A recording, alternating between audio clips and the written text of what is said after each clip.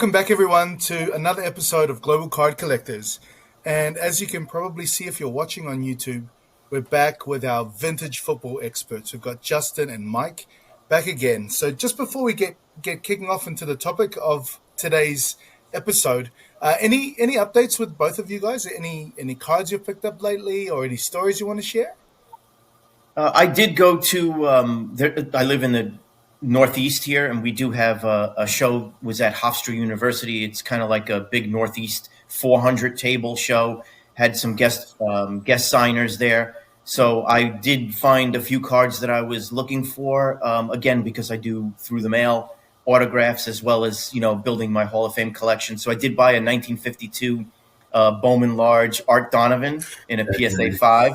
So I was very happy to get that one. And I was looking for an Ollie Matson autograph to go in my collection, and I was able to find that there. So I got that autograph. And being a Ram fan, I saw a Merlin Olsen autograph, and I snatched that one up too, just because I think the man is awesome. So nice. Those are some sweet cards, by the way.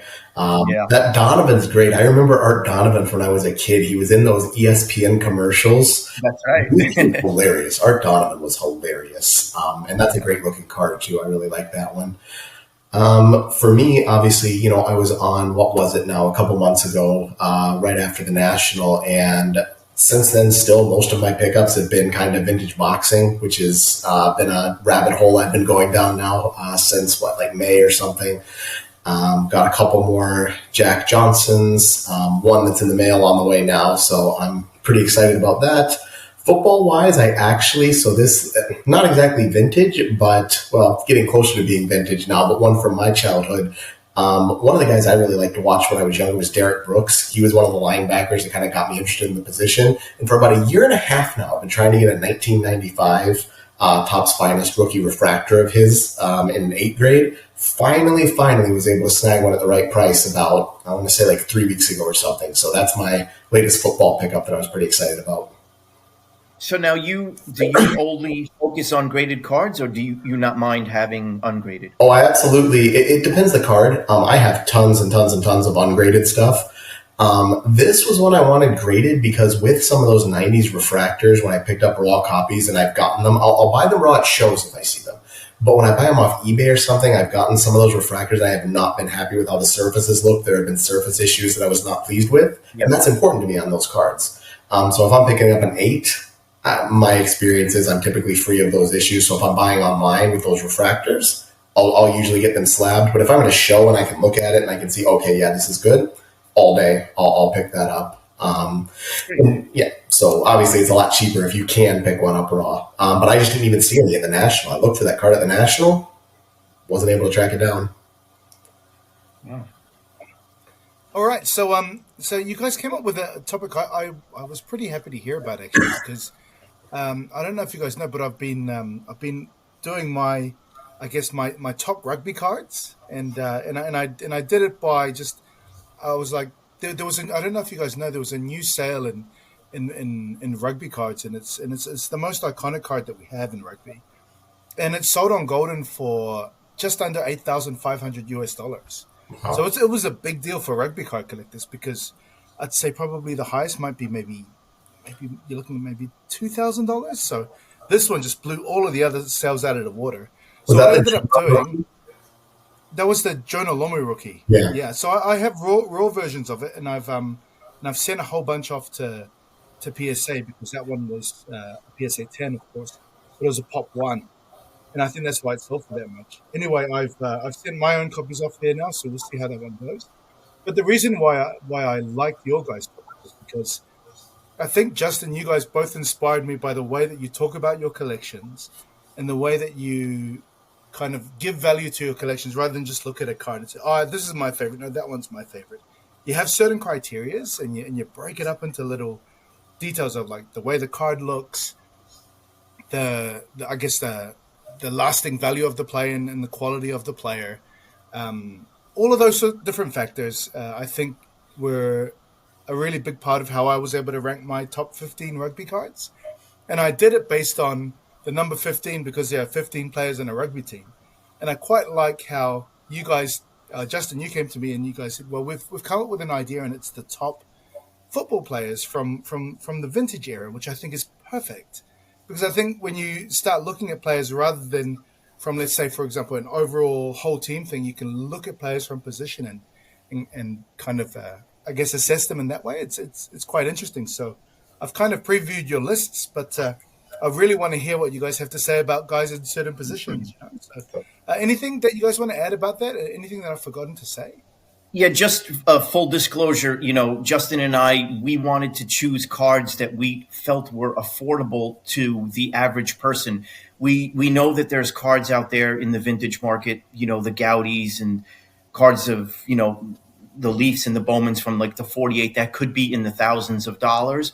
So we were cognizant in picking on our list that we thought that were attainable by the average collector, a person that, is in the hobby to spend a few $100s and not a few $1,000s. Yeah. And also because you will see some cards on here where they can get up there a little bit. And in cases where we've picked, a player that has a very expensive top card or something like that, where the rookie's pretty expensive, we've come up with kind of a suggested more budget card for that player. Still a very nice card, but something that where you do have a case where we do show a card that can get up there in price, we give an option for that player that's a little bit more affordable as well. The other thing I'd say too are just some of the rules, self-imposed rules that Mike and I came up with. And really, Mike deserves most of the credit for this. He was kind of spearheaded the whole initiative to do it this way. And I absolutely love it and think it's great. But one thing we've done is we've picked based more on player than card. We've picked, so for example, the top from, and by the way, the year parameters we're looking from, it could be anywhere from 1933, where we start to see the first professional football cards, to 1989. So that's kind of our parameters for vintage. So, if we're listing our top 3 quarterbacks, don't start throwing tomatoes at the screen when we don't say Tom Brady or something like that, because he's outside the scope of this. We try to focus on vintage. But also by focusing on player, there's going to be for, some of the more hardcore vintage football collectors on here expecting to see certain cards. There might be some cards missing that you would normally say, oh, but that's one of the top vintage football cards in the hobby. Maybe, but it might not be of one of the guys that we've designated as one of our top, 3 players at that position from the vintage era. You'll notice pretty quickly what one big card in particular that's missing from both of our lists that you're not going to see. And we can talk about that a little bit later, but yeah, Mike and I also too have tried to pick different players. Mike and I would maybe agree that a certain player is a top 3 quarterback from the era, but if I'm going to talk about him, Mike's going to talk about someone else and vice versa, just so we can maximally cover, a good amount of players, because there's so many great players and cards from this era. So just to make sure the audience is familiar with the parameters, so people don't start getting angry and be like, wait, why isn't this card on there? Where is that? So just to throw that out there. And then obviously, you have to realize that the parameters in the game has changed so much. It went from very run-heavy, running back, fullback type of game to where we progressed, where it's more of a passing league. So if somebody who's not into vintage looks at some of the numbers of some of these people, for instance, a quarterback that's got 20,000 yards today is nothing, but 20,000 yards 50 and 60 years ago was quite a lot because it was more of a run heavy. So if you're new to vintage, you might look at a Hall of Famer's numbers and say, boy, that doesn't sound too impressive. But it really is, considering where the game was and where we have taken it today. Yeah, that's a great point, Mike. Yeah. Well, one thing I do want to ask as well. Let's say, for instance, you get you're after a big ticket item. That might be your end goal. Like yours might be that really iconic Jim Brown card, which would be quite an expensive card to collect. How do you guys go about getting up to there? Is it just a long-term saving plan? Do you kind of, I guess, what's the word that I'm looking for? Do you sell off a bunch of your collection so you can get that big card? Do you guys have any strategies that you want to kind of lean towards before we get into more affordable? It's an excellent question. I think, we all have families, we all have bills. Majority of us have children, and life gets in the way. I think everyone should have some kind of side hustle to make a little money, and there's lots of things that people can do to do that, and I'm never one to tell someone take time away from your family, but there are a few things, if you work in the trades, maybe you scrap copper, maybe you drive Uber, maybe you mow lawns. I don't know what it happens to be, but there's always a way to do a little side hustle. And then aside from that, just the sheer ability to, let's say, maybe not eat out every day for lunch or breakfast at work. Pack a lunch and save your $5 or $10 a day. All that money kind of adds up. Me personally, I try to eat out only twice a week, and the rest of the time I take lunch and breakfast with me. But whenever I have change, I'm always throwing change in a jar. And if I have a singles in my wallet, I don't like to carry singles. I throw singles in a jar. And at the end of the month, you're looking at $60, $70 just in the jar, just in singles and change, aside from me saving money from not eating out. So there's always a little side hustle that you can do to kind of offset your fix to get in your hobby. Yeah. No, and I would say similarly, one thing I do is, at the end of each year, I get a bonus through work. Well, assuming I have a good performance review, but so far every year I've, been working this job, I have, got a little bit of a bonus. It's not a ton of money, but it's usually enough for me to buy kind of one big card or kind of 2 to 3 medium-sized cards. And that money is kind of earmarked for that purpose. So, you'll notice that most of my big purchases, typically, if because you follow me on Instagram, well, you'll notice that like January and February were a lot bigger than now October and November. It was like, really front-loaded and the big stuff was coming in. And then, I am...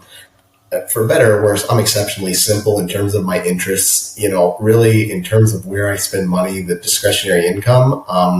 Like you, Mike, we don't eat out a whole lot. Really, it's travel and cards. Those are the two big things that, I like to spend my discretionary income on. So, I forego other stuff that really, frankly, I don't have much time to do anymore. I used to play a lot of golf, but now with, a toddler running around, it's like, well, how 4 hours to go out and hack around on a golf course because I suck now anyway because I missed a whole year of playing with his first year of life. So I'm like, do I really want to go out and pay $80 to hack up a golf course or move that over here where I can, put it in a jar and save up for a nice card over time?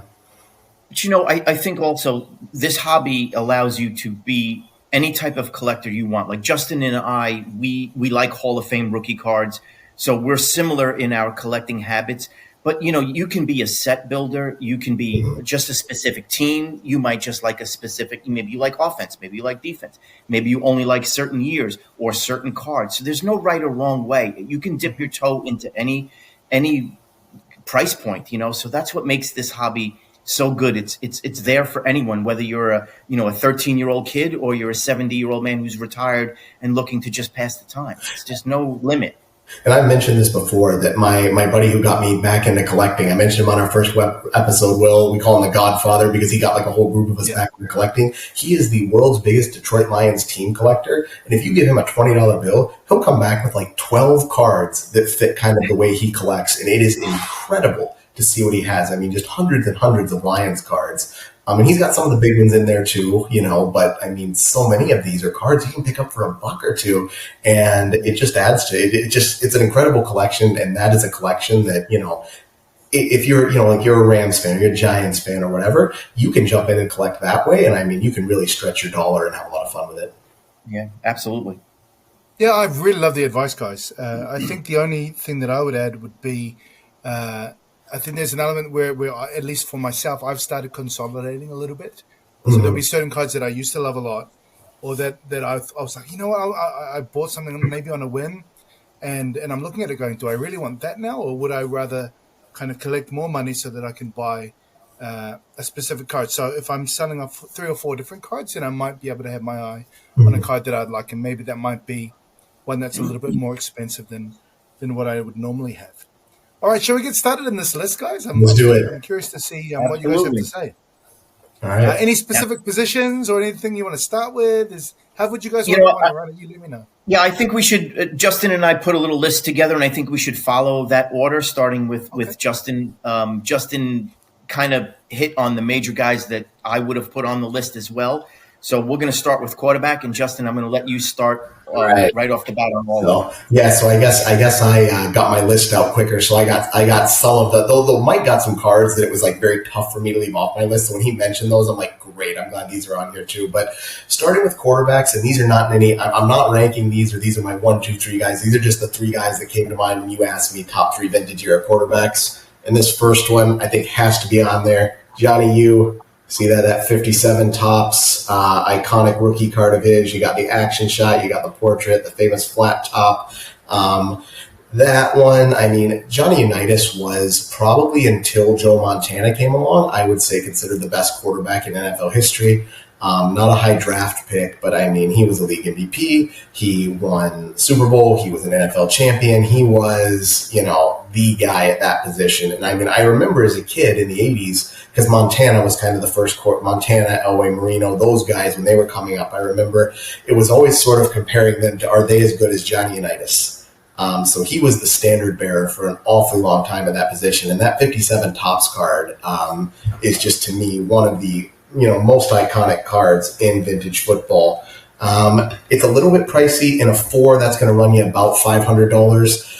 But his second year card, you can pick up his second year card in a 4, his 1958 tops, which is a nice card. I do not personally own it, but it is a very nice card. You can pick that up for $50-$60 in mid-grade all day. Yeah. So, for him, I say that's where I would go if you're looking for a bargain, for an all-time great second-year card, and, it's very, very affordable. My next guy on here, Mike mentioned the 48 leaf set briefly, that some of those can get pricey, and I actually have a couple 48 leafs on here, but this is one. I think when you talk about vintage quarterbacks, you talk about a guy who does not get enough attention in the modern game. Slinging Sammy Baugh is the guy. So this is a classic example of kind of what Mike said, where if you look at Sammy Baugh's statistics, you're not going to be blown away. Okay, you're just not. But he was really the first guy in pro football history to kind of be kind of a pass-first quarterback. I mean, quarterbacks, it was a lot of T formation, a lot of running quarterbacks who could throw a little bit, but not much. The reason they called him Slinging Sammy is he was really the first guy to sit back there and just chuck it around a little bit. I mean, my argument always is that all of these guys now, Mahomes, Tom Brady, whatever, these guys owe their lineage in terms of the air-it-out offenses to what Sammy Baugh was doing back in the 30s. Now, this 48 leaf card, this was actually kind of toward the end of his career, because I think he started in 1937 was his rookie year. But there were no vintage football sets between 1935 and 1948. There was a 35 Chickle set, and then the next football set was 48 leaf. So Sammy Baugh, with his rookie year being in 37, his rookie card was actually in the 48 leaf set. He also played safety, and he was a punter. So he was good at both. He was good at all three. Yep. So he was an Iron Man. So, I mean, to me, and this is a great shot too. I love the leather helmet. The 48 leaf cards are such a fun set anyway. I'm a huge fan. But that card, I've got it in a 2, and that'll run you about $250. You start getting into mid grades on that, it's going to get up to $600 pretty quick. But Sammy Baugh has from 50 to 52, all of those Bowman cards are gorgeous. The 50 Bowman of his is still pretty pricey in mid-grade, still a couple $100. So if you're looking for value, go to that 51 Bowman. I mean, I used to have that card. That is one that I sold to kind of fund my Hall of Fame rookies, and I hated to do it because it's such a beautiful card. I think Mike's going to talk about a 51 Bowman card later, and you get to see how beautiful that set is. But that card, mid-grade, again, maybe $70, something like that, under 100. So if you're looking to get a Sammy Baugh card, that's one that I would point to as a good value. Then the last guy here, Joe Cool himself, Joe Montana, the 81 Topps rookie card. And this one's nice because, I mean, for guys my age, Joe Montana was it when we were kids, right? I mean, I wasn't a 49ers fan. I mean, you can see where my loyalties lie right here, big Lions fan. But man, you couldn't help but like Joe Montana. Those teams were so iconic in the late 80s, those 49ers teams. They were kind of the first champions that I watched as a kid. And it just seemed like, for younger folks maybe watching, right, like Montana was Brady before there was Brady. When he took the field, 2 minutes to go in the fourth quarter, if his team was down, I mean, you just knew he was going to lead a comeback. He was just that guy. Right. So I'm going to anger some people here, maybe even potentially Mike. I don't love the look of this card. I'm sorry. I don't think it's a very good looking card, me personally. But I love the card because to me, that's growing up. There were really 3 cards that I always wanted to own. I have the other 2 that I'll show here in a second, but that was one of them just because that was such an iconic card for our time. But I don't think it's a particularly great looking card from a great looking set. I think 81 Topps was not a beautiful card set. But you know what? It is the one that you remember of him. Like when someone says Joe Montana rookie, you get that image. Yeah. That's it, you know. And you can pick that up at a 4 or a 5 for under $100. This 6, I think, cost me like $115. So very, very. I mean, you don't need to look outside the rookie for an affordable Montana. I mean, Yeah, I actually have that in a 6 as well, and I paid $100 for mine. yeah, and you can't beat that. I mean, one of the most iconic cards in the vintage football hobby of one of the greatest players, probably the second best quarterback to ever play the game. $100 for a nice looking copy of his rookie card. Absolutely. So on my 3, actually 2 out of the 3, I don't own the cards. I've been looking for them at shows. I flat out won't buy them on eBay because when you're going to chunk down that kind of money, you want to really see that card. So I'm a little bit particular about it. But my first one was the autogram. So I know that Justin has I it. got it right here. Yep. One of my So when you favorite look at, cards. a 50 autogram, I mean, the guy's a 5-time Pro Bowler, but one of his, most impressive stats is that he was in 10 championship appearances in 10 seasons. I mean, the guy was just a winner, and to just, that's an iconic photo of him on that card. It's an impressive set. That 50 Bowman set has a ton of Hall of Famers in it. And that card, I'm talking mid-grade, 4 or 5, is going to run you between $700 and $800.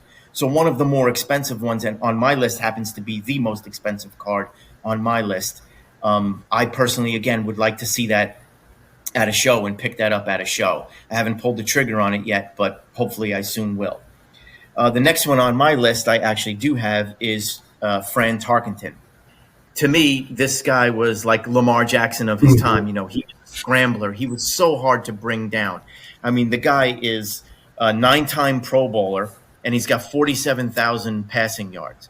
I mean, in 60, this is the 62 tops. It's just a very iconic photo. And the funny thing with it is, I believe that in that little corner, it's not Fran Tarkenton in that photo. It's Sonny Jurgensen, I believe. Yeah. So very weird that they didn't put the right photo on there, but the backs are pretty interesting, pretty good looking, all around in this set. And again, I think in the Fran Tarkenton in a 4 or a 5, you can pick it up between $200 and $300. So not something that is out of the realm of picking up at a show. Very common card, really, to be quite honest with you.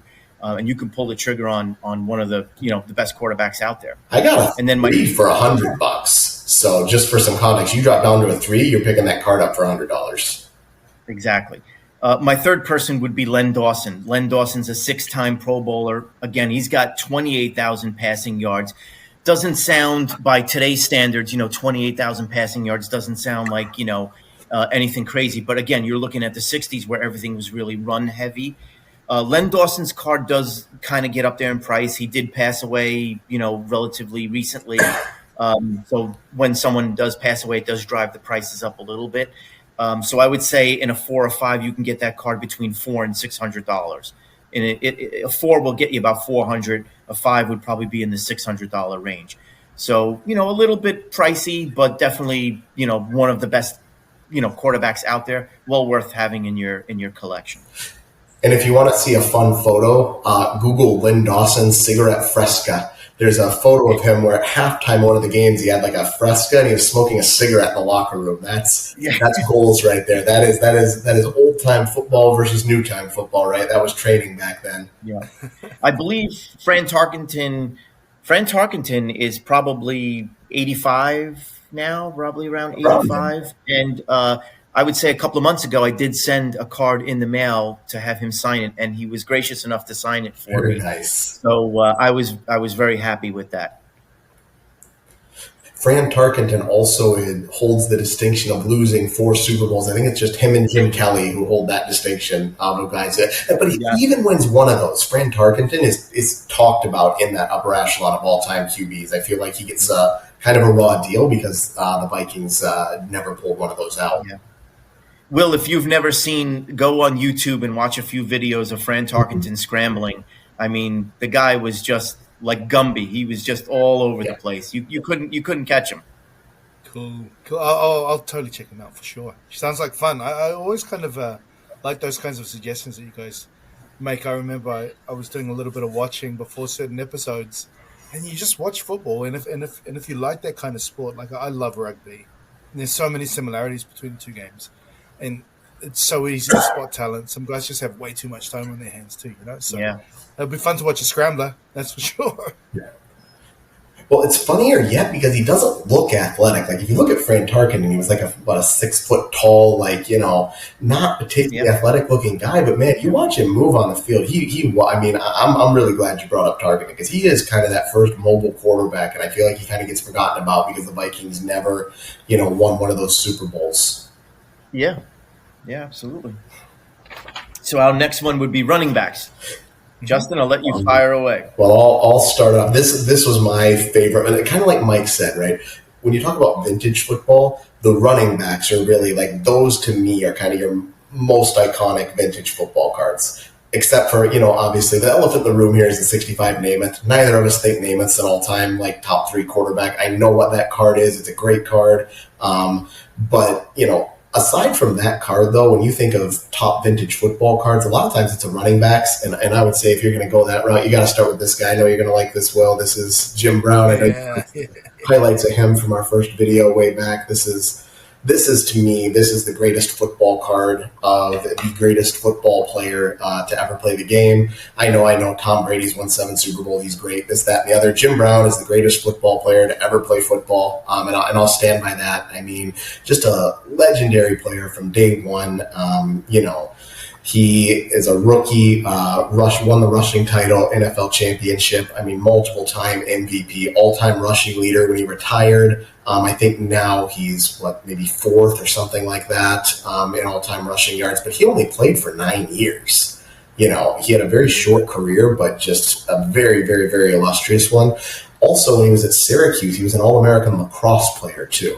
So, yeah, Jim Brown is just, to me, that he's, put him in any era, he is going to perform and he's going to dominate. I just really, just a great player. And I think that card is instantly recognizable. To me, that's kind of the face of the vintage football hobby. That's just my 2 cents. Next one, another one that, if you told me that this guy was the best running back of all time, I wouldn't argue with you either. Well, I'd probably argue, but I wouldn't object too strongly. Walter Payton. And this one I've gotten an SGC 6. And quite honestly, I'm not a huge fan of 76 tops. But Payton makes that set looks good. There's just something about that card, that expression, And Walter Payton was another one. I mean, he played for some awful Bears teams early in his career, and he just carried that entire offense. Again, league MVP, multiple Pro Bowls, finally got through broke through the wall and won the Super Bowl with that great 1985 Bears team. But the thing with Walter Payton, too, just his legacy as a human being. I mean, just an all-around great guy by all accounts. And, unfortunately passed, 99, I want to say, something like that. I don't remember when he passed. I think it was something late. I think it was 99, but I could be wrong. Maybe it was early 2000s. But to me, you have to put, Walter Payton and Jim Brown are, right up there on that Mount Rushmore. Walter Payton, of course, eventually breaking Jim Brown's all-time rushing record. Because when he retired, he was the all-time NFL leading rusher as well. His card seems to always be recession-proof too. It always holds its value. It doesn't fluctuate much, and I think it has to do with aside from just being a great player, he's just a great all-around human being. The guy was just an amazing teammate and a great humanitarian. They even named the Walter Payton Award that's given out every year. I mean, the guy was just a stand-up guy. And his cards, they will always hold its value. So if you're going to collect a card, definitely that's one of the ones you got to have. And Mike reminded me to backtrack here. I got so excited talking about these players, I forgot part of the theme here is to talk about card value. So I'm glad that Mike looped me back in here from my ode to Jim Brown and Walter Payton, so to speak. The 76 Payton, I'll tell you what, if you pick that up in a 4, you can get that for a couple $100. Any of Walter Payton's other cards, I mean, his second-year card, whatever, I mean, all of them in mid-grade are going to be well under $50. I mean, it's very cheap after 76. But that 76 is right around $200 if you want a 4. And for me, I recommend if you want a Payton card, save up a couple months, get that, nice 4 grade or nice raw one or something like that for that 76 rookie, because that is by far his best card. Jim Brown, you have all sorts of options that I think are pretty good looking cards. His second year card is still kind of expensive in mid grade, still a couple $100 for a 59 tops Jim Brown. But for me, I think the best value for Jim Brown cards is Mike just showed the Tarkenton from that 62 top set. I think Jim Brown's 62 tops card is a great looking card. And that's one that you can get in mid grade for, right in that, $75, $80 range. Yeah, I think his rookie in a 4 is probably about 1,100. Yeah, probably 1,000 to 1,100. In a 2, like I have, it's going to run you about 550, 600. A 1, you can maybe get it for just below 500. So yeah, the Jim Brown is an expensive card, but you can, after the 59 set, anything 60 onward, you can get reasonably cheap. But his first 2-year cards are both pretty pricey. Yeah.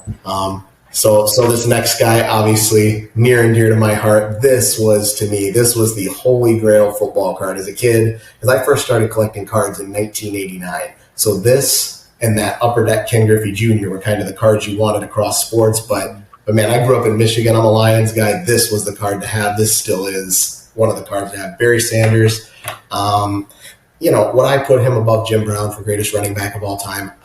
I'd have a hard time doing that, but I'll tell you what, I always mentally try to justify it because, man, he gave you something to be proud of as a Lions fan, still does, still the greatest Lion of all time, still the greatest running back I've ever personally watched. The things he'd do, the ways he could make people miss. He was a deceptively powerful runner too. And that card's cheap too. I have that in a 9, that Score Barry. That'll run you about $70. If you go down to an 8, you can get that for sub 50. And it just so happened that, those years that he played, the Lions were not a good team. And if you ask anyone who just followed football to name 5 people on those Lions teams, you'd be hard pressed to name anyone. You'd probably only know Barry Sanders, Yes. I don't even know if I could name 5 people on the Lions that played back in. Hey, we had Chris Spielman, we had Herman Moore, Lomas Brown was there. Come on, we had. All right, Lomas Brown. I like Lomas. Come on, you like Lomas Brown? But yes, Can't brag on the Lions. That's the team. Hey, can you imagine if he was on like the 49ers? Yeah. How many yards that guy would have got? Point well taken. We were terrible. We've been terrible most of my life. That's why these days now when we're good, it's like, wow, this is a nice feeling. People aren't making fun of me when I wear my Lions stuff anymore. This is weird. But those are my guys. So for me, I had a man who didn't have a very long career, but it was a good career. I had Gale Sayers. And I don't get the glare in there, but my Gale Sayers is in a 4.5. Gale Sayers had a very short career, but he's pretty much on every all anniversary team, 100th anniversary, 75th, 50th anniversary, the Kansas Comet. The guy just was so elusive and so hard to bring down. He could, make cuts on a dime. And just a phenomenal player. And again, didn't have a long career. I believe he had quite a lot of injuries, and he felt it best to kind of cut his career short for health reasons. And smart decision on his part. But that card in a 4 you can pick up for $150. In a 5, probably looking at $300. So again, a very affordable card. The next one on my list. It's a tough story and a touching story because he is Marion Motley. Mm-hmm. This is from the 1950 Bowman.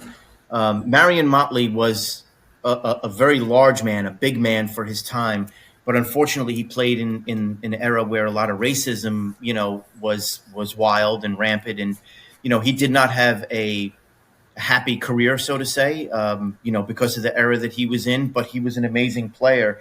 His first season, this is a crazy stat. His first season, he averaged 8.2 yards a carry. 8.2 yards a carry for an entire season. The guy was just a moose. And he's again, the all-time leader for his career, isn't he, in yards per carry? I think at like 5.7 or something. Isn't that true? He's up there. I don't know if he is the He's got to be close. Leader. He's up there. And I believe I got mine. That's a 4. I paid $250 for it in a 4. That's a beautiful card. If you can get it, in a 5. It'll probably be, I'd say probably $500 in a 5. But I'm perfectly happy with a VGEX, in a 4 for $250, which is what I paid for it. And then my third guy, 7-time Pro Bowler, 4-time rushing leader and touchdown leader, which is an amazing stat. And that's Steve Van Buren of the Eagles.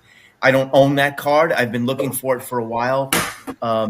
Been trying to pull the trigger on it. There it is. It comes in a couple of different variations. I believe you have like yellow sock, green sock. Which one do you have, Justin? The green sock? I have the green one. Yeah, so they come in different variations, but again, just a tremendous player. Just to have 4-time rushing leader and a 4-time touchdown leader, just kind of shows to what type of player he is. In a 4, that's about $150. In a 5, it's about $400. I've been looking for one in a 5 or a 6 personally. So again, I'm not trying to buy that off eBay. I really want to see the card to make my decision when I buy it. So I just haven't felt comfortable enough at any show where I've pulled the trigger on it yet, but it certainly is going to be one in my collection soon enough. Yeah. My 2.5 costs $66. So it's one, you can get a decent looking copy of that and a 2 or a 3 for, well under 100. Yeah. Next one is going to be an interesting one, which would be wide receivers. Oh, yeah. So Justin pretty nailed it on that one. So I said it earlier, there were 3 cards in my childhood that were kind of like, these are the Grail football cards. We went through the Montana and the Barry. Number 3 has got to be the 86 Topps Jerry Rice. There is no question Jerry Rice is the GOAT at that position. You can debate, go back and forth at certain positions. Running back, we just had 3 guys. You could make an argument for all 3 of them. There's no debate. Jerry Rice is the guy, 4-time Super Bowl winner, MVP, Super Bowl MVP. I think, 11-time All-Pro, 10 or 11-time All-Pro, if I remember right.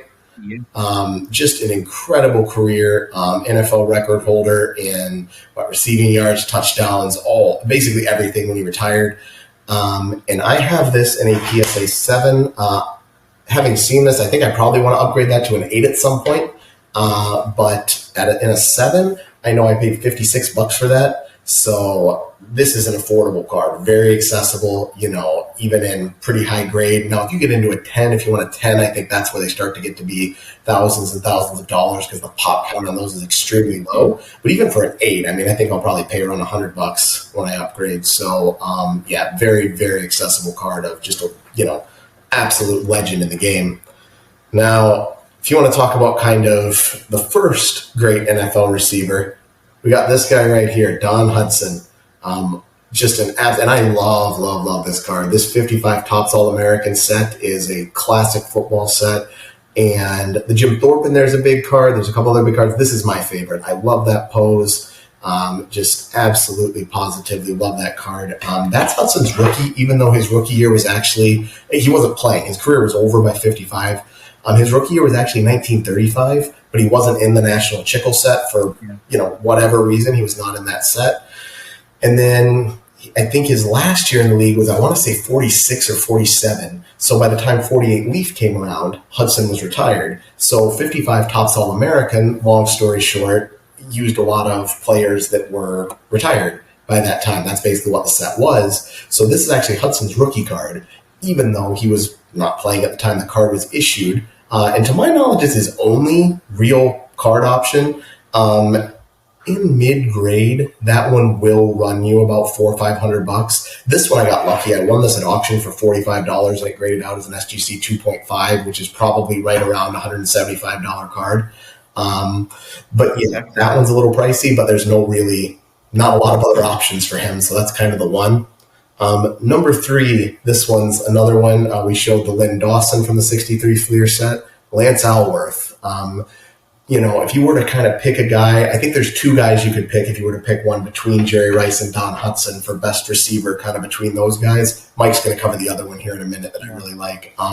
But I chose Alworth. He was another guy that had gaudy numbers for the time. I can't remember exactly how many receiving yards he had, but it was by far, he was the guy of the day. He retired as the AFL leading receiver because he played for a good chunk of his career in the AFL, which is, why he's in that 63 Fleer set because those were AFL cards for his rookie. His His rookie card in mid grade also gets up there. It can be about $400 is what I would expect to pay for that for. His 65 tops card, tall boy, that same set as the Joe Namath, you can get that in mid grade for under $100, and that is a really cool looking card. So if you were, trying to shoot for a more affordable Allworth option, that one's right there. Good price from a very iconic set. But those are my three receivers. Yeah, absolutely. They're amazing. My guy here is my 77 tops of Steve Largent. Yeah. Just a very, very affordable card for pretty much anybody looking to, get into vintage collecting. I mean, this in a 7, I believe cost me $70 or $80, which is nothing in the grand scheme of things. Steve Largent is a 7-time Pro Bowler. He's got 13,000 receiving yards, played on the Seahawks. Again, another team that was really not very good at the time he was playing. He was pretty much the offense. And just an amazing player, had great hands. And again, if you're going to get into the, realm of a 7, you're looking at $80. If you get that card raw, I mean, you can get it for $15-$20. So it's a no-brainer to pick that one up. The next one that I have is 1950 Bowman, which is Crazy Legs, Elroy Hirsch. Love the photo. He had the nickname of Crazy Legs because he was kind of like a little bow-legged. His one leg would kick out. So when he ran, it was kind of like a hobble, and they called him Crazy Legs. But very elusive. I believe he was only a 3-time Pro Bowler, but he was on all of the All-Decades team. But he averaged, now I'm going to give you this crazy stat, he averaged 124.6 yards per game. That was the man's average. I mean, crazy numbers for those times, The guy was very hard to bring down, just extremely fast, just an iconic player. And again, I think in a great set, the great colors with those Ram colors, of that blue and yellow, just really a great looking card. At some point, Mike was going to put a Rams guy on there. I was about to say the Rams colors came out there. That 50 Bowman set is filled with, Beautiful. Great Hall of Famers. And then my next guy is a 6-time Pro Bowler. He's a 3-time receiving leader in yards and a 3-time receiving leader in receptions. And he's a 2-time touchdown leader in the league. And that's Raymond Berry. Very affordable card. I believe this can run you in a 4 to a 5. It's probably $100 on a 4 and maybe $250 on a 5. I happen to get mine off of Greg Morris Cards in an auction, and I think I paid $30 for it. Wow. So, for me, I have no I collect raw as well as, graded. It makes no difference what company it is. I'll do PSA, I'll do SGC. I collect the card. I don't care about the company. If the card is in good shape, I'm gonna buy it raw. And I trust Greg Morris as an auction company. So for $30, this was, a no-brainer for me. And I think, this 57 set, if you look at the back, they just have a really nice looking back too. Gives you a little bit of a description, always gives you that little cartoonish figure there. And I just think it's just a great set. Yeah, 57 tops is fantastic. I'm glad you threw that Barry on there. He was Johnny U's top target, and he was kind of the star of that game of the century, that 58 championship game between the Colts and Giants. If anybody, is unfamiliar with that game and interested in seeing a really, really good old school football game, I think it's on YouTube. You can watch the whole game. But Ray Barry was a star of that game. Yep. The next two categories are my personal favorites, the O-line and D-line. The big uglies, they don't get much love in the sport. I don't know why, because it's what wins game, right? If you have a good offensive line, you're going to have a good running back. It's going to give you a quarterback time to throw. And if you have a good defensive line, it's going to, get you guys 3 and out and get your offense back on the field. So to me, the O-line and the D-line, I collect them all the time. I think that, they're the heart and soul of the game. Yeah. And we got some good ones on deck for that. So my 3, the first one is from the 82 top set, Anthony Munoz. I have this one somewhere. My slabs are more well organized than my raw stuff. Mike was able to find his. Mine is, I didn't have time to sort through all the boxes to get it, but that's the card. Anthony Munoz, pretty sure he was a 10-time Pro Bowl or 10-time All-Pro. I think also maybe like 11 or 12-time Pro Bowler. And I think it's between him and this next guy that I'm going to show. If you talk about, well, and one guy Mike's going to show too, that I think there's kind of, if you're in that discussion of who's the greatest offensive lineman of all time, there's three names that I always hear come up, and Munoz is like right at the very top of that list. Played in a couple Super Bowls with the Bengals, did not win one. Both times, unfortunately, a victim of Joe Montana in the 49ers, but he had an absolutely incredible career. As did this next guy. And this is Jim Parker, 1959 Topps Jim Parker rookie card. And by the way, that Munoz card, you can pick that up at an 8 for like $30 or something. I mean, that Munoz is dirt cheap. I got this Parker. This is a 7 with a miscut MC designator. I got this for $16. So you want to talk about an affordable card of a guy who is in the, NFL 100-year anniversary team. Woody Hayes, the great coach for the Ohio State Buckeyes. Jim Parker played his college football at Ohio State. Woody Hayes said Jim Parker is the greatest football player he'd ever seen play on the offensive line. And, Woody Hayes had seen a lot of football. I know that was his guy. Maybe he's a little biased, but still, that says something about how good Jim Parker was. Another guy on those great Colts teams. I feel like we mentioned now Raymond Berry, we mentioned Johnny Unitas, and now Jim Parker. So we have some guys from there, but he was just absolutely a force. He was on the 75th anniversary team, 100th anniversary team, and kind of similar to this next guy as well, Roosevelt Brown. He was Hall of Fame offensive tackle for the Giants. Another guy who was on every all-anniversary team you could think of, 75th, 100th. I want to say he was something like an 8-time All-Pro, something to that effect. Mike did a lot better than me at doing his homework on exactly how many Pro Bowls and All-Pros these had. I did not have time to do that this weekend. I'm a little bit jealous of the not having a toddler around that lends more time to that sort of thing. I spent like all day yesterday at a petting zoo, so it's like, I didn't have quite as much time to go through and do all of that stuff, But I can say that, I know Roosevelt Brown's career, and I know if you watch highlights of him on NFL films, he absolutely destroyed people. And this card in a 4.5 got that for, I want to say, $18.50 off an eBay auction. So these linemen, I mean, you can pick up some legends in good grades for dirt cheap. So you just can't beat that. Yep. My first guy is going to be John Hannah. John Hannah played for the Patriots. John Hannah is a 9-time Pro Bowler. Aside from being a 9-time Pro Bowler, the crazy stat that I find to be so impressive is he's missed 5 games in his entire career. Wow. As a guard. 5 games. That's it. He is the quintessential pulling guard. When running backs would run out and he would do a block and run in front of the running back, he would mow you down every single time. He helped his running backs gain so many more yards. I mean, the guy was absolutely phenomenal. And again, a 9-time Pro Bowler. That card, $2-3 you can pick it up for raw. It's crazy. And Justin and I talked about it before. Every time I see that card in a dollar bin, I will buy it all day long. I probably have 4 or 5 of them, and I'll probably, by the time I die, I'll probably have 20 or 30 of them because I can't pass it up. He's the greatest card to ever play, probably. I mean, quite frankly. Yeah. I mean, he's the other guy that is always in that conversation. I hear Munoz, Parker, and John Hannah always seem to be those 3 guys. At least when I hear experts really know what they're talking about, talk about O-line, those are the guys that always come up as quite possibly the greatest offensive lineman to ever play. Yep. So absolutely pick that card up if it's in your in a show or on eBay. It's definitely no brainer. The other one for me would be center Mike Webster. Mike Webster, phenomenal player for the Steelers. Mike Webster is a 9-time Pro Bowler and is patient 0 for the CTE and all the concussions that the players end up getting, after they play so many years. I believe Will Smith did a movie where he was the doctor. I don't remember the name of the movie, but it was really based on right? The name of it was just Concussion, I think. That's right. Yeah, it could have been.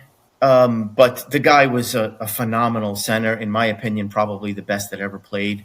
I'd be hard to find anyone that's comparable to him. But again, a sad life. But we don't want to talk about depression too much. But unfortunately, he did have quite a lot of concussions, and it did lead to his demise. My third one would be the 1960 Topps Forrest Gregg. Forrest Gregg is a phenomenal player, a 9-time Pro Bowler. He's on every All Decades team. And this, to me, was in a 5. I picked this up for $25. Wow. Yeah. Really? I would not have guessed he'd be that cheap because he's a Packer. Packers always seem to have a huge collecting base. Yeah. In a 4, you can, on eBay, it sells for like $30 in a 4. I got it at a show for $25. It's a great deal. But raw, you can probably get it for, $12, $15 raw.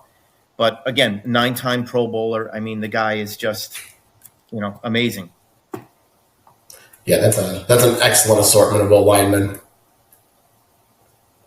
So now we go to the D-line. Yeah.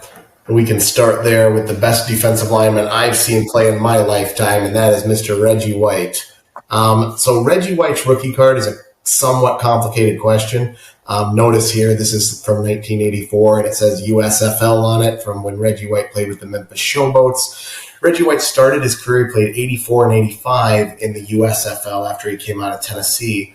In 86 was his first year in the NFL with the Philadelphia Eagles, so the 86 Topps card is actually his first NFL card. I think you could make an argument that either one is the rookie, but to me, this is the card. This is his first professional football card. This is the one I own both, but this is the one that I think of as his rookie, but that's just me. But this one, you can pick up. I got this in a 7 for $80. If you wanted it in a 6, I mean, it'll probably be right around that $50 mark. Raw, I actually couldn't give you much of an idea, but I can tell you that 86 Topps card is even cheaper yet. If you want that thing in an 8, you can probably get it for $30. And the 86 Topps card is nice too. It's the first one in his Philadelphia uniform. I'm glad that I own that one as well. I own that one raw. I think I got it for $2 or something. But I like having that one. And Reggie White, I mean, he was just a monster. He's, was the NFL all-time sack leader for quite some time until Michael Strahan broke his record. And just, Super Bowl champion, I can't remember, 10, 11 time All-Pro. And to me, he was the most dominant defensive lineman I remember watching as a kid. So Reggie White's the first guy on there. The next guy, Mike just showed Mike Webster from those great Steelers teams. And now we have the anchor of the Steel Curtain defense, Mean Joe Green. He was I think he was the first real draft pick of those great Steelers teams of the 70s. That's him and Terry Bradshaw, that 71 Topps set. That's his rookie card, is the 71 Topps. That one, I mean, again, Mean Joe Green is, obviously has all the Pro Bowls, all pros, 75th anniversary team, 100th anniversary team. But beyond that, he's just one of those guys that that defines kind of an era of football, right? In the 1970s, those Steeler teams, they really kind of were the face of the NFL along with the Cowboys and kind of those Staubach-led Cowboys teams during that era. And, you had Bradshaw on offense. And even though you had a lot of great defensive players for the Steelers, Joe Green, to me, was kind of the face of that Steel Curtain defense. And given all that, his rookie card, I mean, I bought that one raw, I think, for about $30 and it graded as a 5. I think it's going to be over $100 in that 5. But if you go down to a 4, you're going to have one that's sub $100. You get a 4, you're going to be in that $75, $80 range. And for a guy of Joe Green's caliber, I mean, that's a great deal on that card. Speaking of great defensive linemen, one of my favorite, Deacon Jones. This one, Rams guy. They didn't keep statistics for basically all of his career, or he may well be the NFL's all-time leader in sacks. I just love that card too. Dave Jones on there because his name was David, nicknamed Deacon Jones. Really cool card. I have that in a 3. I bought it raw thinking it was going to grade out higher. It didn't, but I look at it, I'm like, I still think that's a pretty good looking card. I think it's a nice looking 3. I don't feel the need to upgrade it. If I did, I mean, this card right now is about $35, $40 in a 3. I mean, if you go up to a 4 or 5, you're still comfortably under $100 at that 4. Maybe at a 5, you start hitting 100. But you can get his rookie card very, very, very cheap. And one of my favorite things about Deacon Jones, or at least most interesting things as I remember as a kid, when I saw an interview with him, and he was telling this female reporter how he put a piece of metal in his hand and tape it up there during the games, and he'd hit his opponent in the ear hole with it. And this, Yeah, the head flap. yeah, the head. That's what it's called, the head slap. And this reporter looked at him horrified. She's like, "Weren't you worried about the effect that would have on your opponent?" He's like, "Honey, when I played, I didn't try to put my opponent in the hospital. I tried to put him in the graveyard." And I'm like, that is an attitude right there. That's wouldn't have wanted to play against Deacon Jones, but I think he's actually the person that came up with the term sack. So he Really? said it was like he's the person that coined that word for sacking the quarterback. He said it was like a sack lunch, when you eat a lunch, a sack lunch, and you just throw it on. That's what it was. I never knew that. That's fantastic. Yeah. He was a mean SOB. I remember seeing him in an interview too, where they were talking about Ray Guy, and he had said he goes, "Please don't tell me you asked me in this interview to talk about a kicker." Because he didn't think kickers or punters were, real players. Oh man, he's a classic old school football player. I mean, I thought you have to have Deacon Jones on this list. No way you can't put him on there. Absolutely. So for me, I have my 63 tops, which I think is a beautiful looking set. And to me, it's Mr. Cowboy Bob Lilly. I mean, Bob Lilly, amazing player, 11-time Pro Bowler. You're looking at it, a 4 would probably run you about 125. A 5 is probably around 300. I got mine in a 6. I got a good deal on it. So I think it was, I might have got it for like 260. So to me, an amazing deal. The backs are pretty cool looking too on these cards. But just an iconic player. I believe he was, I think he's the first Cowboy in the Hall of Fame. Wasn't he the first one ever inducted into the Hall of Fame? So Bob Lilly.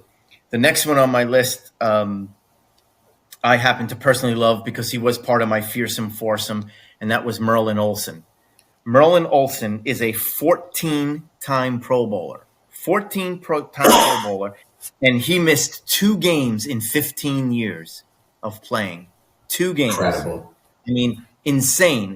That alone, has him up there. And I believe, this card, Merlin Olsen, if you get it in a 5, you're probably, I don't know, 30, 40 bucks, which is crazy for a 14-time Pro Bowler.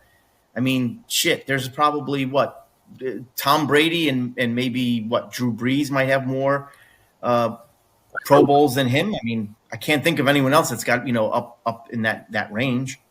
So a phenomenal player. And raw, you were looking at $5, $6 to get that card. Every time you see it, buy it. It's well worth it. And then the third one on my list is an 11-time Pro Bowler. He's on every anniversary team, and that's Gino Marchetti. Yes. I don't personally own Gino's card. I know the 52 Bowman Large. I know Justin has it. Great card, great looking card. Again, one that I'm looking for in a 6, and I just haven't pulled the trigger on it. I haven't found one that I've really fell in love with. Centering was kind of an issue for those cards. And a lot of on the back of those cards, Justin, you'll probably know on the back of those cards, they have those. Sometimes they have that printing line. Yes, this was and that drives me crazy. Exactly what you mean.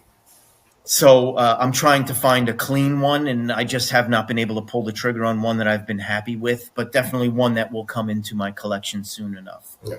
I got that 4 that I have about a little over a year ago, and I got that for $80 out the door, shipped everything. So. Especially from that iconic 52 Bowman Large set for first ballot for Hall of Famer, you can't beat that. Yeah, 11-time Pro Bowler he was. So the guy was an amazing player. Okay, so the next on our list is going to be the linebackers.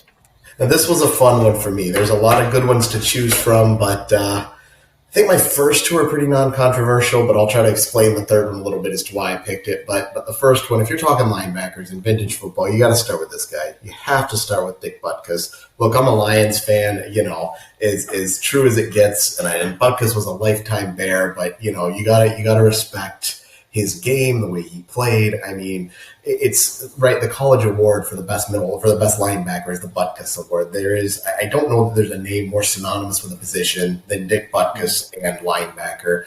And I think 9-time All-Pro, something to that effect, and just on every anniversary team again, 75th, 100th, but again, just a complete legend, right? Like when you think about that, the linebacker position prior to Dick Butkus, I mean, there were some great players out there, but in terms of notoriety, Butkus is really that guy. And I think probably was that guy. I mean, you had other great guys come along in, the 70s and Jack Lambert, Jack Ham, some of those guys. But really, when you talk about the lineage of Mount Rushmore linebackers, it was really in 1982 that you get kind of the next guy that goes on Mount Rushmore, and that's Lawrence Taylor. 82 tops rookie for Lawrence Taylor, and this one's super affordable. I got this. This is in a 7.5. I want to say that I picked this up for like $40 at a 7.5. And I mean, the 82 set, this isn't a rare card by any means, but I think it's a good looking card. I actually like that 82 set a lot better than I like the 81 set the Montana rookie's in. But for a guy of Lawrence Taylor's caliber, I mean, MVP, defensive player of the year as a rookie, right? Like this guy, you talk about an immediate impact player, two-time Super Bowl winner, completely changed. When you think about today, you think about these guys playing outside linebacker, the edge rush position. I mean, all this really started with Lawrence Taylor. I mean, very, very arguably the greatest defensive player to ever play the game of football. And that's a very affordable card. The Butkus, by the way, I have that in the 3.5. I think I bought that raw for maybe $120 and it graded out pretty nicely at a 3.5 because that would now fall right about $200 card. If you want that one in mid-grade, you're looking probably, if you go up to a 4, maybe 250, something like that, 300. A nice alternative cheap card for Dick Butkus, and I mean very, very cheap, is the 68 Topps card. That is actually Butkus's first Topps card because in 66 and 67, Philadelphia was the maker of NFL cards, Philadelphia Gum. Topps got the rights back in 68. So Butkus's 68 card in mid-grade, I mean, $20, $30 maybe, something like that. And that's his first Topps card, so that's pretty cool. The last guy I chose for a couple reasons. One, you talk about an Iron Man in football, a guy who played all 60 minutes and was proud to do so. And also, I just felt like this card had to be mentioned because it is one of the, to me, most important vintage football cards out there. And that is the 1948 Leaf Concrete Charlie Chuck Bednarik card. I have this one in authentic, minimum size not met. And at that grade for eye appeal like this, I would expect if I sold this, we'll get about $750 for it. And that's with the authentic minimum size not met designator. This card is tough because it's a short print from that 48 Leaf set, and Bednarik is, I think people who know football know Bednarik well. Legendary defensive player. He was a 10-time All-Pro. I'm almost certain of that number. And he played both ways. He was a center on offense, linebacker on defense, and he was another one, kind of like Deacon Jones. You ever watch any interviews with Chuck Bednarik? This is a mean son of a gun.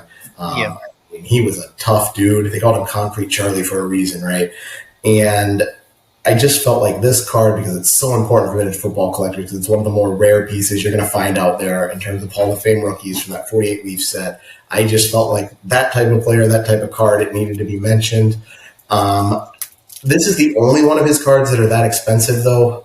My personal pick, if you want to go for a cheaper Bednarik, go for his 50 Bowman. We've talked about 50 Bowman a few times. It's my favorite set of all time. I think it's a beautiful set. It's Bednarik's first card in his Eagles uniform. Great looking card, and you can pick one up in mid-grade for, $30, $40, something like that. So if you want a cheaper Concrete Charlie card, to me, that's the way to go. But those are my guys at the linebacker position. I think the theme for linebacker is every great linebacker has to be angry on the field. And it seems to be that's the case, which is the reason why I'm not a big fan of the Lawrence Taylor rookie, because as angry and as mean as he was, to see him sitting on the bench with that little – I want to see him in action. Like I want to see him ready to rip someone's head off. So I wish that a more angrier card to fit his nature, because he really is probably the greatest defensive player, to play the game. I don't know if we'll ever see another player like Lawrence Taylor. But on my list, and I'm sad to say that he just passed away about a month ago, is Joe Schmidt, Detroit Lion. Just an amazing player. Joe Schmidt has been in 10 Pro Bowls, and as a linebacker, He actually has more interceptions than Lawrence Taylor. He's got more interceptions than Ray Lewis. He's got 24 total interceptions for his career. Just an amazing player. This card, I think if you're getting it in a 4, you could probably get it for $50. You get it in a 5, you're probably looking at $80. Raw, $20. Mm-hmm. Mike, just remind us with Joe Schmidt. He was one of your Through the Mail guys, wasn't he? You sent yes, him, he was. Wrote you a response back. I remember. Yes. That. Yes, and it breaks my heart that he passed away. I mean, he was 92, and for him to take the time to acknowledge a fan and even write a nice little note for me, it was very touching for me, and I'm glad that I had that opportunity. But just an amazing player. The next one on my list is going to be Bill George. Bill George is an 8-time Pro Bowler. A lot of people, you can't tell from looking at it. He looks like a very nice guy, very happy, smiley face on him. But everyone used to say this guy was as mean could be on the field. And when he came off the field, he was the sweetest guy. They used to say it was like Dr. Jekyll and Mr. Hyde. Just a switch, went off, and this guy was just, all intensity when he was out there. But an amazing player. Bill George is an 8-time Pro Bowler. Raw, you can probably pick this up for $15 raw. But in a 4, you're looking at $40. In a 5, you're looking at $60. So very affordable for an amazing player. And my third one is going to be the 63 tops of Ray Nitschke. I love this photo because he was a very mean guy, but looking at him, he looks like a sweet little grandpa in that photo, right? Yeah. He's kind of got that old look on his face. He's like 20-something in that photo, but he looks 64. He looks like he's in his 60s, like, somebody threw a uniform on grandpa. But the guy was just, an amazing player. He was only in 5 Pro Bowls, but he had 25 interceptions.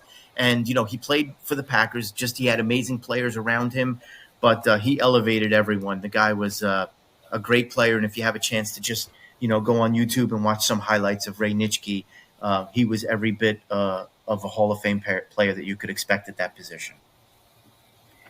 Okay, and the last one that we have on our list is going to be our DBs. So I'm going to start off with my favorite one here, and that is Mr. Dick Night Train Lane.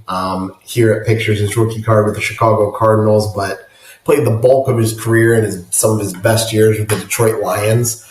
Night Train Lane, I mentioned this on our first episode, had a real interesting life story.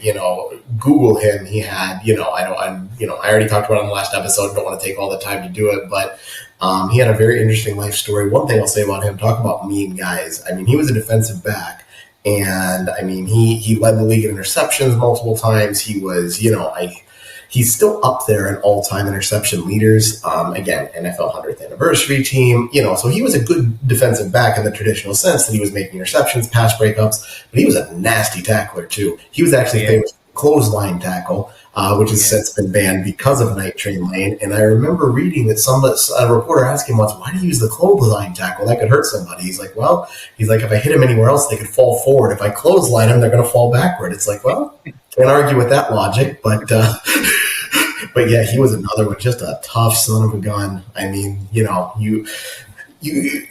have many other DBs that I think, quite had that mentality. But if there is a more modern one that did, it's this guy right here, Ronnie Lott. He was one of my favorites to watch as a kid. San Francisco 49er, great. This is another one, that 82 set, same as Lawrence Taylor. And he's also just sitting there. Now Mike's got that in my head. It's like, why are they just getting these mean guys just sitting on the bench staring off into space? Whose idea was that? But yeah, so now that's in my head. But Ronnie Lott, another one, I want to say 7-time All-Pro. That sounds about what I remember. But he was another, just known as just a fierce hitter. I mean, he was a little undersized. He was, I don't really listed him at, but I don't think he was 6 foot. He was like 5'11" or something. But man, watch some highlights of him if you haven't. He just lit people up. I mean, tough as they come. He was kind of the anchor. You remember Montana and Rice on those great 49er offenses. Lott was the anchor of those defenses. And he was fearsome. He wouldn't make it in today's NFL. He'd be thrown out of every game. There is just no way. If you look back at his highlights, you're like, well, every one of those hits is illegal now. But he played within the rules of the game at the time, and man, he was a force in the middle of that defense. And the last guy is one, I debated whether to put him on here, but it's like, as a 90s kid growing up, I mean, you have to throw Deion Sanders on there if you're talking about all-time great defensive backs. That 89 score set, too. I mean, I chased that set. It was, like I said, one of the first ones I went after. Deion's polarizing. Was as a player, now is as a coach, but you cannot question that in terms of, now, he didn't quite have the tackling chops of a Ronnie Lott or a Trey Lane. In fact, he was a horrible tackler. But when you talk about best pure lockdown cover corners of all time, you talk about one of the few people that you could put on an island with guys like Jerry Rice or Michael Irvin, and he would win those battles a lot of the time. I mean, there wasn't anybody else in the NFL at that time that could do that sort of thing as frequently as he did. So he was, Bobby Bowden at Florida State said he was the most gifted athlete. Deion Sanders was the most gifted athlete he'd ever seen. I mean, no question. He played pro baseball too. I mean, obviously. So this guy's just an extremely gifted athlete, on every, 75th anniversary, 100th anniversary. I mean, this is just the guy. When you think of lockdown cover corners in the modern NFL, and 89, so it's just on the edge of vintage, but I felt like we had to get. Yeah. Well, here's one. Well, that's the only vintage. That's right. The edge of vintage. It's the only vintage football card I own at the moment. That's right. And I've been looking at others, and I think the reason why I got him was just because he was this polarizing but very interesting, entertaining character. And. I've even watched him in. He's done celebrity basketball games as well. Yeah. And he was in a celebrity slam dunk competition. Yeah. He could just do anything physically, ridiculously gifted. Yeah. And I think if you put him in any sport, there he's going to be amongst the elite in every sport that he plays. Incredible.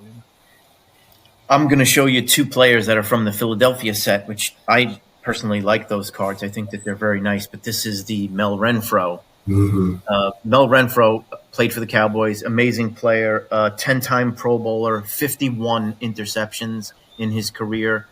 Kind of just was all over the field, just, played on some good teams, but one of the best at the position that you can think of. I just really like the Philadelphia set. I think it's a classy looking set.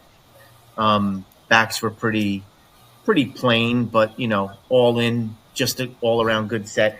Mel Renfro, you can get in a 4 for $50. A 5, you're probably looking at $70, $80. So very affordable. The next one is going to be Paul Krause. Paul Krause is a 8-time Pro Bowler, and he is the all-time interception leader with 81 interceptions. So just a great player as well. Played for the Vikings, 81 interceptions. This card you can get between 50 and 150. $50 probably in a 4, 150 in a 5. Raw, you could probably get it for $25, $30. So very affordable for an amazing player. And then my last one is the 51 set, which is going to be Emlyn Tunnel. Love that. This card, he's an interesting man. He is actually the first African-American to play for the New York Giants, and he is the first African-American inducted into the Hall of Fame. So he has that distinction. Great looking card. He is a 9-time Pro Bowler.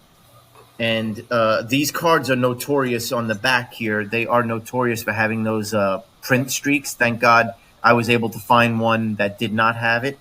But you can get this card in a 4 for probably $100. In a 5, you're probably looking at $200.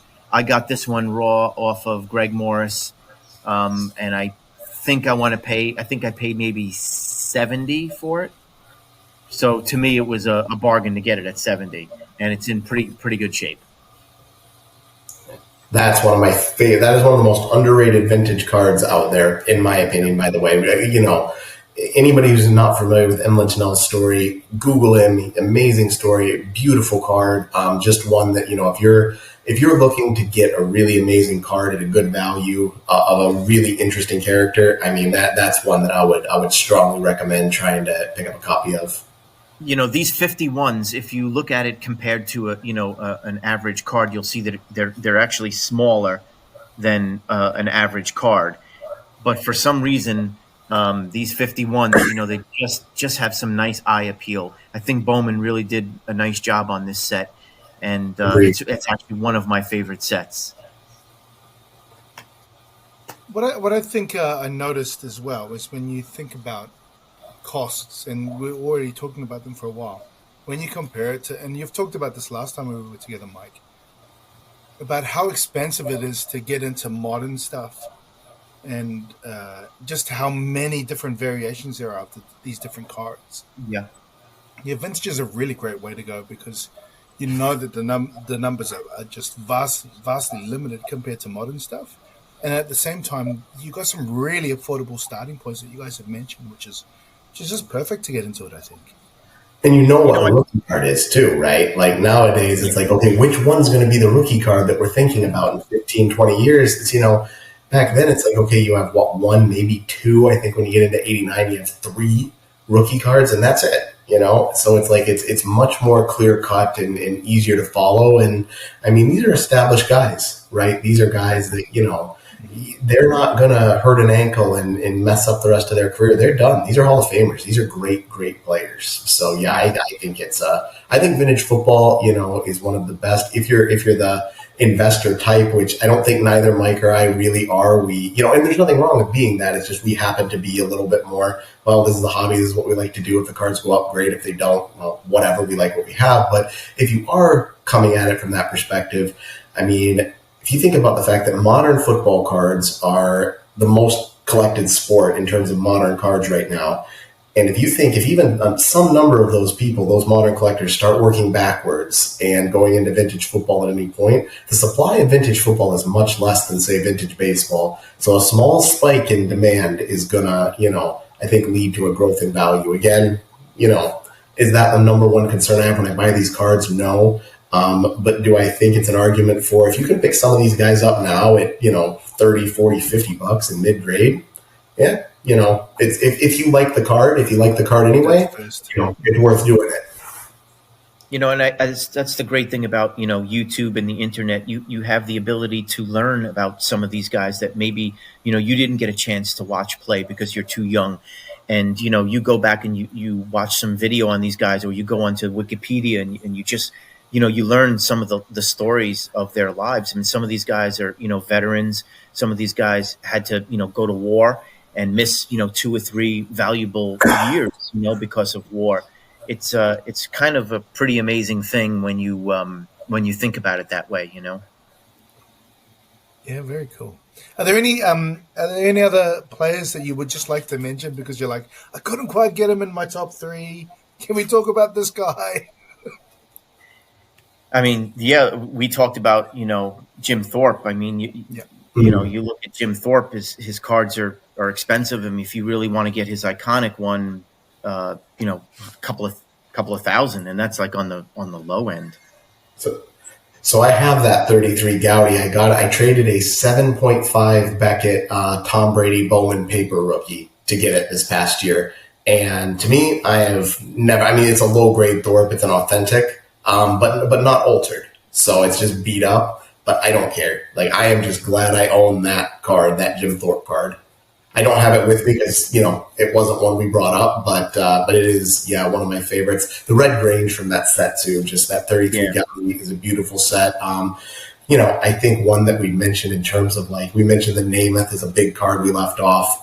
The 35 Chickle McGursky is probably the biggest vintage football card in terms of cost. I don't think either of us had Nagurski in our top 3 running backs, but if we were just doing a rundown of all-time greatest vintage football cards, that one would certainly make my list at least. And it's funny you mentioned the Namath. I think that's probably going to be the one card that I'll probably never get in my collection.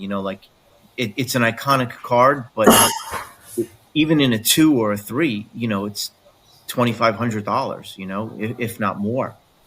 And he just doesn't, in my opinion, his numbers just aren't good enough to warrant that kind of money, I bought a 1.5. I'm not going to say what I paid for it because eventually my wife might watch this video. So I want to make sure that I'm not, not in a position where I'm being dishonest. I did not pay what you would typically pay for a 1.5. I got a pretty good deal on it, but still, it's a pricey card. And where I eventually landed on it was I'm paying for the card, not the player. This is a card I really like. This is, this tall boy look. I love the tall boy card. I like the place it holds in the hobby. So I wanted to own it. But yeah, I went back and forth on that for a couple of years because, the player doesn't warrant the money, but I kind of finally came to the conclusion that, okay, I think the card does if I can get the right deal on one. Yeah. I believe he has more interceptions than he does touchdowns. It's like right there. Yeah. It's like it's like very even. I don't remember which direction it's in, but yeah, it's very close. Yeah. So it's an iconic card. It's a nice looking card. Those tall boys are great cards, but yeah, that's another one I didn't bring out, but yeah, it's a nice card. So we've kind of broken it down. I think for people who wanted to get into vintage football, about what kind of players you guys would recommend and how affordable they are. Do you guys want to just kind of maybe just give a little bit of insight as to how you guys go about getting them? You've talked a little bit about buying at shows, mainly because you want to see the card in person and make sure that the quality is good, because sometimes something on eBay can be a little bit misleading with lighting and maybe a bad camera, or maybe they use a stock photo. And that's probably another reason why buying graded is sometimes good. Where do you guys normally go to look for cards, to buy cards? What are your general strategies, I guess? So for me, living here in the Northeast, and I live in New Jersey, close to New York, there's quite a lot of shows that are here in my area. So I'm very fortunate that I can go to show, there's probably one every 2 weeks in this area. So I am fortunate for that reason, but I also have a lot of card shops, and there's probably 4 that are in my area. And what I try to do is I'll, like, once or twice a week, I'll go to one and then go to another one and then rebounce back to number 1 after I've gone through like the 4th one. So I try to hit like one card shop every month. And I've been pretty fortunate. A lot of those guys, they're into selling boxes. Now Pokemon is big. So the vintage stuff is not a big moneymaker for them. And I've gotten some amazing deals because they don't really care about the vintage. And it's more in the lines of like, I'll walk up. The guy will have a box of maybe 5,000. I'll look through the box. I'll go up to him and hand him 10 or 15 cards. And he'll say, give me $10. And I'm more than happy with giving him $10 for, cards that are, $4 or $5 cards that I can get for basically $1, But eBay is still a good place to go. You can get in there at the last second and, find a good deal. And, you'll obviously have to pay your taxes and your shipping costs. But for the most part, it's pretty good. I personally, my opinion is I don't buy like a $700 or $800 card on eBay. You'll get killed with the taxes and the fees. So for me, I'd much prefer to buy that at a show and see it in person. But I have no problem buying a $200 or $300 card on eBay. So in addition to everything Mike said, because I like to buy at shows where I can. I don't go to as many, I think, as Mike does. I don't have that opportunity. And I'm perfectly fine buying on eBay. To some extent, I prefer to buy graded on eBay. Just because I've kind of got, other than like Greg Morris, or if you have a reputable seller on there, I'm okay buying raw, but I'm more careful buying raw on eBay. Another thing that I would say, and this is just true of anybody kind of just getting into collecting, there's some good vintage football groups. There's a really good vintage football card group on Facebook. It doesn't have some of the interesting characters, let's say, that some other Facebook card groups do. Everybody there is very cool, and you have an opportunity to buy a lot of stuff on there without all those taxes and fees. And the thing is, through those groups, and then Mike and I both are part of like an online like chat group, a vintage football online chat group, and then it's kind of through those mediums and just like, making friends within the hobby. That's a big part of the way that you get good deals on stuff. Because at this point, I'll see sellers on eBay that do vintage football or vintage boxing cards, and I'll be like, hey, wait a minute. I'm on Instagram with that person. We're Instagram friends. So I will actually message that person off eBay and be like, hey, I see you got this card on eBay for $300. I'll do $225 shipped right now. And you don't have to pay any of the fees, and you don't have to sit around worrying about haggling. And a lot of times they're like, great, sure, let's do it. So I'll save myself, quite a bit of money from what I would have had to pay just in the cost of the card, but also the fees and the taxes and everything. Mm-hmm. And ultimately the seller, they're putting all that money in their pocket, right? So it's win-win. So the more kind of friends that you can make in the hobby, whether that's at shows, whether that's through different online mediums for groups, whether that's just people, because I've had a lot of people too, just since I, started my Instagram, that, I'll post some cards or they'll post cards and we'll message each other about the card and then we'll start talking. And, before you know it, for example, there was a guy on there that I talked to that had a red Grange, 33 Guardy Grange for sale. And he's like, hey, you want to crack at this? And we ended up working on a pretty good deal on that. So, I mean, that's something I would encourage is trying to form those relationships through whatever medium you can, because that's going to help you get some better deals and kind of a heads up when somebody's got something available that's maybe a little more rare. Really great advice. Mike, since you're in that region, do you do any garage selling for cards? Because it seems like there's possibilities sometimes where people will have So a it's whole bunch funny. of stuff they don't know. Yeah, it's funny you mentioned that. Actually, I live about a half a mile from MetLife Stadium, which is where the Giants and the Jets play, and every Saturday they have a flea market, Oh wow! and they have all these vendors that set up and they'll sell everything, and you'll usually get about 3 or 4 vendors that have sports cards at that. I know in New Jersey here we also have another one. It's at the Columbus Flea Market, which is another fairly large flea market where you'll get vendors. So I do, if they're in the area and I know that they actually do sell cards, yes, we'll go and I'll look. Again, I'm in a different position than Justin because my children are older. There's nobody around. So for me, if I'm bored and I have nothing to do, I'm like, you know what? Hey, let's get out of the house, stretch your legs, and go walk around the flea market. And I don't know what that feels like with a 20-month-old running around. The idea of bored and nothing to do doesn't happen very often. So, for me, it works out pretty good because I have that ability to do that, Very good. I think that's going to definitely help out a lot of people who are wanting to get into the space, and just knowing that it's something that is actually easier to do than you'd think. And I think just even knowing that they can start out in whatever way they're most comfortable with is perfect. And now they have a really great, nice list of players that they can target if they're interested. Perfect. Yeah. Always remember, don't worry about what any influencer tells you. You like what you like. Enjoy what you have and what you want to collect. There's no right or wrong way to do it. There's no price point. You can go for ones, you can go for tens, you can go for raws.